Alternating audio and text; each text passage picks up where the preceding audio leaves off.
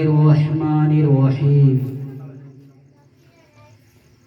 ومن آياته أن خلق لكم من أنفسكم أزواجا لتسكنوا إليها صدق الله مولانا العظيم وصدق رسوله النبي الأمير الكريم ونحن على ذلك من الشاهدين والشاكرين والحمد للہ رب العالمین۔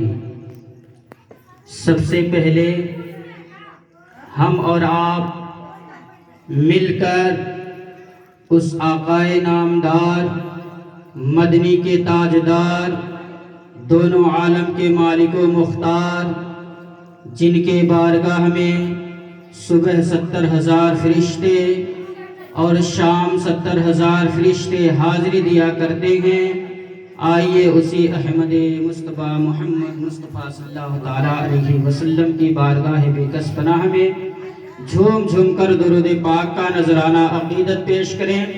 پڑھیے باواز بلند، اللہ رب محمد صلی اللہ علیہ وسلم نحن عباد محمد صلی اللہ علیہ وسلم صلاۃ و سلام علیک یا رسول اللہ صلی اللہ علیہ وسلم۔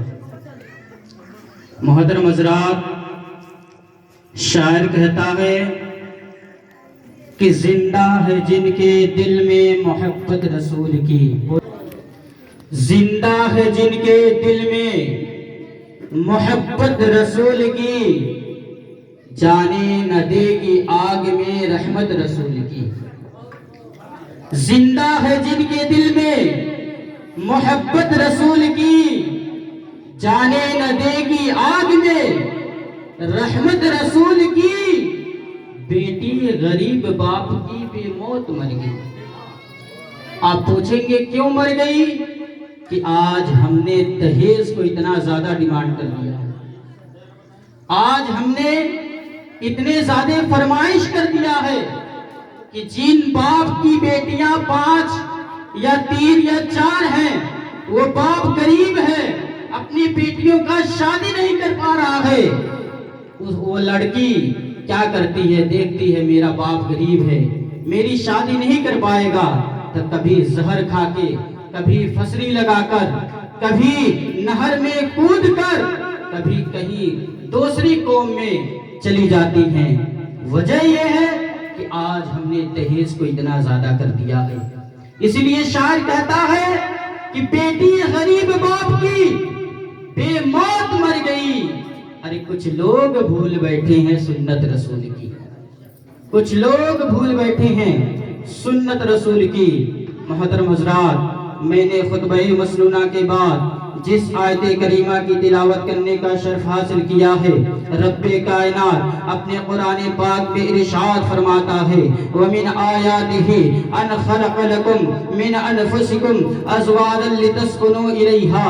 اللہ کے نشانیوں میں سے ہے کہ اللہ تبارک و تعالیٰ نے تمہارے ہی جسم سے جوڑے بنائے جس سے تم آرام پاؤ، جس سے تم سکون پاؤ۔ عزیزان ملت اسلامیہ، میں آپ کو بتاتا چلوں، جب اللہ تبارک و تعالیٰ نے حضرت آدم علیہ نبینا علیہ السلام کو جب پیدا کیا، اس کے بعد پیدا کرنے کے بعد جب حکم دے دیا حضرت آدم علیہ نبینا علیہ السلام کو کہ اے حضرت آدم تم جنت میں رہو، عزیزان ملت اسلامیہ، اس وقت حضرت آدم علیہ نبینا علیہ السلام جنت میں رہنا شروع کر دیے۔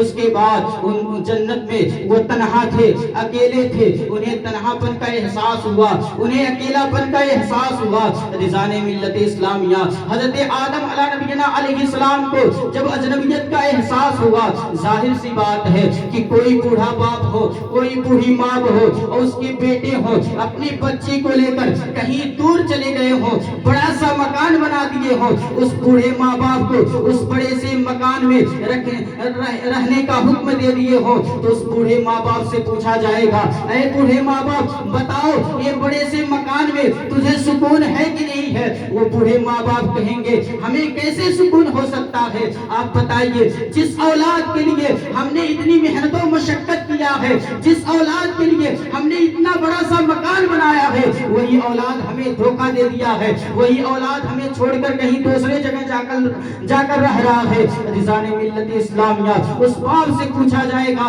تو باپ نہیں کہے گا کہ اس بڑے سے مکان میں مجھے سکون ہے، جس جنت کے بارے میں اللہ تبارک و تعالی قرآن پاک میں ارشاد فرماتا ہے وَسَارِعُوا إِلَى مَغْفِرَةٍ مِّن رَّبِّكُمْ وَجَنَّةٍ عَرْضُهَا السَّمَاوَاتِ وَالْأَرْضُ، دوڑو ایک دوسرے سے آگے بڑھنے کی کوشش کرو، کس چیز میں؟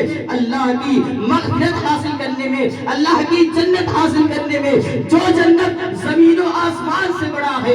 رضان ملت اسلامیہ، آپ سوچئے، آپ غور و فکر کیجئے کہ جو جنت زمین و آسمان سے بڑا ہے، جب اس جنت میں جب ایک انسان کو تنہا رہنے کا حکم ہو تو کیا انہیں اجنبیت کا احساس نہیں ہوگا؟ کیا انہیں اکیلا پن کا احساس نہیں ہوگا؟ جب انہیں اجنبیت کا احساس ہوا، جب اکیلا پن کا احساس ہوا، تو اللہ تبارک و تعالیٰ نے حضرت آدم علیہ السلام کے بائیں پسلی سے ایک پسلی نکال کر حضرت حوا رضی اللہ تعالیٰ عنہ کو پیدا کیا۔ عزیزان ملت اسلامیہ، اب سوچئے اس کے بعد حضرت آدم علیہ السلام کا حضرت حوا رضی اللہ تعالیٰ عنہ سے نکاح ہوا۔ آپ سوچئے عبادت میں سب سے پہلے ہمیں روزہ نہیں ملا ہے، عبادت میں سب سے پہلے ہمیں نماز نہیں ملا ہے، عبادت میں سب سے پہلے ہمیں حج کا حکم نہیں ہوا ہے، عبادت میں اگر سب سے پہلی جو عبادت ملی ہے وہ نکاح ملا ہے۔ سبحان اللہ، نکاح کی اتنی بڑی برکت ہے، اتنی بڑی فضیلت ہے۔